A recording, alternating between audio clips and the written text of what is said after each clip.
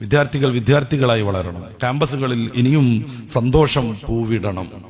പഠനം ഒരു പ്രധാന സംഭവമായി മാറണം. പഠിക്കാനുള്ള കാര്യങ്ങൾ കൃത്യമായ രീതിയിൽ നിശ്ചയിച്ചു കൊടുക്കണം. വിദ്യാർത്ഥി എന്നതിനപ്പുറം എല്ലാ സമരം ഏറ്റെടുക്കുന്നവരാകാൻ പാടില്ല. എല്ലാം ഞങ്ങൾ ചെയ്തിരിക്കണം എന്ന് ഒരാൾക്കും തോന്നാനും പാടില്ല. വലിയ സാമ്പത്തിക ബാധ്യതകളുള്ള പരിപാടികളൊന്നും വിദ്യാർത്ഥിക്ക് സംഗതമല്ല. അതൊക്കെ നടത്തേണ്ടവർ അവരല്ലാത്തവരാണ്. ഏത് ക്യാമ്പസിൽ പഠിക്കുകയാണെങ്കിലും നമ്മുടെ മക്കളെയൊക്കെ ദീനീ വിദ്യാർത്ഥി സംഘടനകളുമായി ബന്ധിപ്പിക്കണം. ഇന്ന സംഘടന എന്ന് എനിക്ക് പ്രത്യേകമായിട്ട് പറയാൻ വയ്യ. പക്ഷേ എനിക്ക് നേരിട്ട് അനുഭവമുള്ള ഒരു സംഘടന ഉണ്ട്, സുന്നി സ്റ്റുഡന്റ് ഫെഡറേഷൻ. ഇതുവരെ ഒരൊറ്റ കോളേജിലും അവർ പ്രിൻസിപ്പളമേൽ കരിയലൊഴിച്ച് റിപ്പോർട്ട് ചെയ്യപ്പെട്ടിട്ടില്ല. ഒരു ക്യാമ്പസിലും അവർ പൂച്ചട്ടി തകർത്തിട്ടില്ല, ഗ്ലാസ് മുറിച്ചിട്ടില്ല. ഒരു ക്യാമ്പസിലും ഇതുവരെ 10,000-കണക്കിന് SSFന്റെ വിദ്യാർത്ഥികൾ പഠിച്ചിട്ട് ഒരു ക്യാമ്പസിലും ഇതുവരെയും ഒരു റാഗിങ്ങും അവരുടെ പേരിൽ റിപ്പോർട്ട് ചെയ്യപ്പെടുന്നില്ല. ഇല്ല എന്ന് പറഞ്ഞാൽ ഇല്ല എന്ന് തന്നെ 100%. എന്തുകൊണ്ട്? അവർ ഭൗതികമായി പഠിക്കുമ്പോൾ മതത്തിനും പ്രാധാന്യം നൽകുന്നു. ഭൗതികമായ വിദ്യാഭ്യാസത്തോടൊപ്പം മതപാഠങ്ങളും അവർക്ക് സംഘടന നൽകിക്കൊണ്ടിരിക്കുന്നു.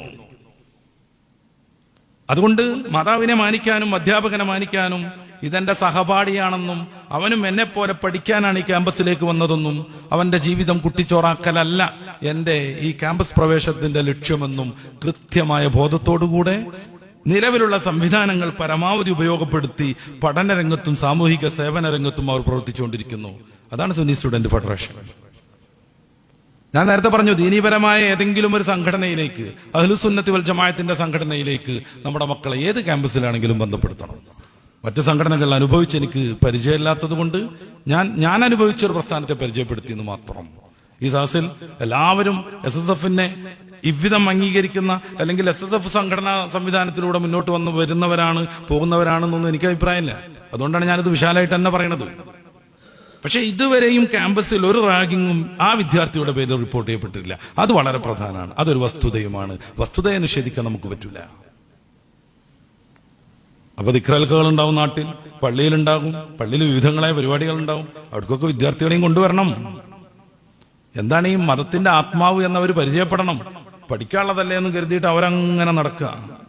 അതിനിടയ്ക്ക് മയക്കുമരുന്ന് പോലെയുള്ള എല്ലാ ദൂഷ്യതകളും അവർക്ക് ശീലാവും. അത് പിതാവ് അറിയുക പോലുമില്ല. അറിയണം പിതാവ്. മതനിഷേധം അവരെ ഏതൊക്കെ രീതിയിൽ സ്വാധീനിക്കുന്നുണ്ടോ വളരെ ശ്രദ്ധയോടുകൂടെ നമ്മൾ അതിനെതിരെ പ്രവർത്തിക്കണം, കാവൽ നിൽക്കണം. അല്ലെങ്കിൽ മനുഷ്യത്വത്തിൽ നിന്ന് മാറി പിശാച്ചും ചെകുത്താനുമായി അവർ ആയിത്തീരും. അതിനാണ് കോച്ചിങ് കിട്ടിക്കൊണ്ടിരിക്കുന്നത്. പ്രാക്ടിക്കൽ എത്തിസം എന്ന് പറയുന്ന പീറ്റർ സിംഗറിന്റെ, ലോകപ്രശസ്തനാകുന്ന യുക്തിവാദി പീറ്റർ സിംഗറിന്റെ പുസ്തകം, അദ്ദേഹം അതിൽ പറയുന്ന പ്രധാനപ്പെട്ട 3 സാധനവും മനുഷ്യനൊക്കൂല.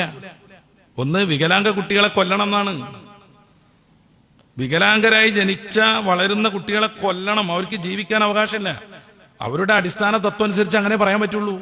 കാരണം എവല്യൂഷൻ തിയറിയുടെ പ്രധാനപ്പെട്ട ഭാഗമാണ് നാച്ചുറൽ സെലക്ഷൻ. എന്നുവെച്ചാൽ പ്രകൃതി നിർദ്ധാരണം. പ്രകൃതിയുടെ എല്ലാ അക്രമങ്ങളെയും പീഡനങ്ങളെയും ബുദ്ധിമുട്ടുകളെയും സഹിച്ച് തരണം ചെയ്ത് മുന്നോട്ട് പോകാൻ പറ്റുന്നവർക്കേ അടുത്ത തലമുറയിലേക്ക്, സ്പീഷീസിലേക്ക്, ജീവിവർഗത്തിലേക്ക് എത്താൻ പറ്റുള്ളൂ എന്നാണ്. അപ്പോ കാലിന് ഇങ്ങനെ കൊക്കറുള്ള ഒരു കുട്ടിക്ക് മറ്റു കുട്ടികളോടൊപ്പം ഓടാൻ കഴിയില്ല, ബസ് കയറാൻ കഴിയില്ല. അതുകൊണ്ടോ ജീവിക്കാൻ പാടില്ല, അവനെ കൊന്നുകളയണമെന്നാണ്.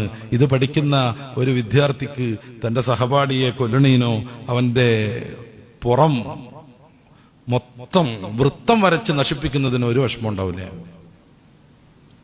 പിന്നെ മൃഗരതിക്ക് പോലും വാദിക്കുന്നു. നെക്രോഫീലിയ, ശവരതിക്ക് വേണ്ടി വാദിച്ചുകൊണ്ടിരിക്കുന്നു. മതാണൊക്കെ കൊളാക്കണത് എന്നാണ് അവർ പറയുന്നത്. എന്റെ മുന്നിൽ പ്രമാണങ്ങളുണ്ട്, അത് വായിക്കേണ്ട ഒരു വേദിയല്ലല്ലോ ഇത്. മതാണ് ഈ കൊളാക്കണത്. മനുഷ്യരാകുമ്പോ ഇങ്ങനെയൊക്കെ ചെയ്യാം. ശവരതി നടത്താം, മൃഗരതി നടത്താം, സ്വന്തം സഹോദരിയെയും മോളെയും വ്യഭിചരിക്കാം. ഈ മതാണ് പ്രശ്നമാക്കണത്. അതുകൊണ്ട് മതം വിടൂ, മതം വിടൂ, മതം വിടൂ എന്നാണ് പറഞ്ഞുകൊണ്ടിരിക്കുന്നത്.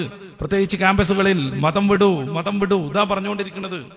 മതം വിടാനുള്ളതല്ലെന്നും ആവാഹിക്കാനുള്ളതെന്നാണെന്നും മനുഷ്യ ജീവിതത്തിന്റെ ഏറ്റവും പ്രധാനപ്പെട്ട ആവശ്യമാണെന്നും അവന്റെ ആത്മാവിന്റെ സംഗീതവും അവന്റെ നെഞ്ചിന്റെ കാതലും മതമാണെന്ന് നമ്മുടെ മക്കൾക്ക് ചെറുപ്പം മുതൽ പഠിപ്പിച്ചു കൊടുക്കണം. എന്നാ റാഗിങ് ഉണ്ടാവില്ല. അവരാരെയും കൊല്ലൂല, അവരാരെയും വത്സിക്കൂല.